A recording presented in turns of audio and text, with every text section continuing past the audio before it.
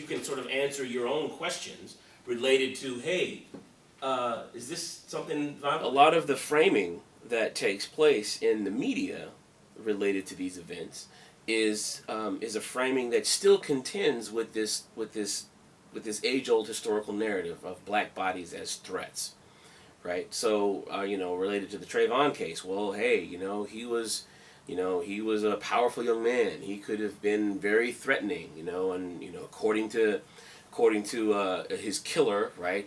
He was initially approached by Martin. Again, we only have one side of this story, right? It gets a little harder with Renisha McBride because, again, the guy who winds up shooting her is between her and there's two locked doors between him and McBride, right? So, again, even the ways in which these conversations are structured sort of lend themselves to lend themselves to the possibility that these people were threats, right? That these people were somehow maybe deserved what happened to them, right? Which is, again, infinitely problematic. I mean, we don't see these sorts of conversations arise when unarmed white people get shot to death.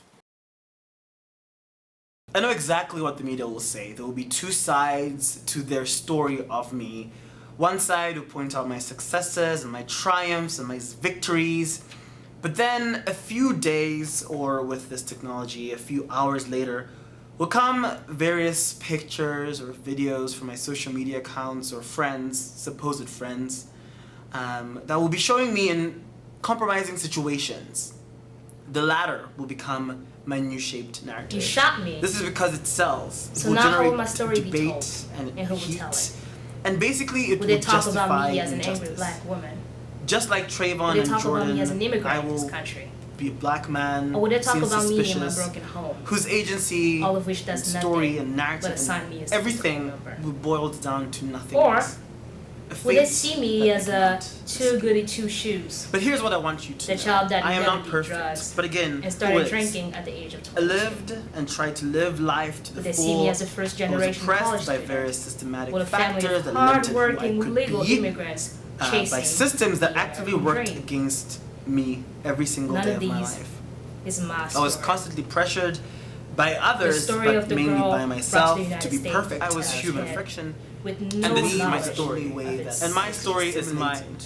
But unfortunately, because that of found stupidity, passion that was not my ignorance, languages, privilege, I and love inspired idiocracy, enthusiasm. of others, my story is going to be shadowed forever. Through my personal The girl interaction, who will what go you will through hear highs and is lows not this. for those You who try to love know me as Kundwani. And You the will know girl me as the who was other empowered black kid and loved who his died skin color. because he deserved it. Would you tell that story? Probably not. Because you shot me. You shot me because you're scared of my color and what you thought that meant about me. So now, you will never get to hear my story. I'm Meredith Davis. I'm the Assistant Dean for Multicultural Affairs here at Rhodes. There's probably about 24% of students of color, and of that 24%, African Americans are about 6%. I feel like Rhodes and also being in Memphis has made me more aware of my race and of the stereotypes that come along with being an African American or a black woman. One time I was stopped by campus safety when I was riding a bike, and I guess they was presumed that I was stealing a bike or whatever. I've also been asked, do I attend Rhodes if I walk off the campus and walk back on the campus, am I a Rhodes student? I don't know if it's a mindset that says, maybe black students shouldn't go to Rhodes. Well, first of all, I feel like Rhodes is lying. As an institution, Rhodes is lying because I feel like, we pride ourselves on being such a progressive school, and we are. But when it comes to race, we just tend to ignore it as if that's something that we don't need to progress on when it clearly is. I told you when I was a freshman, someone did the same documentary similar to this talking about black life on campus. The fact that this keeps reoccurring should tell people that this is a problem. Let's see what we can do to fix it. So don't tell me it's not a system, because it is.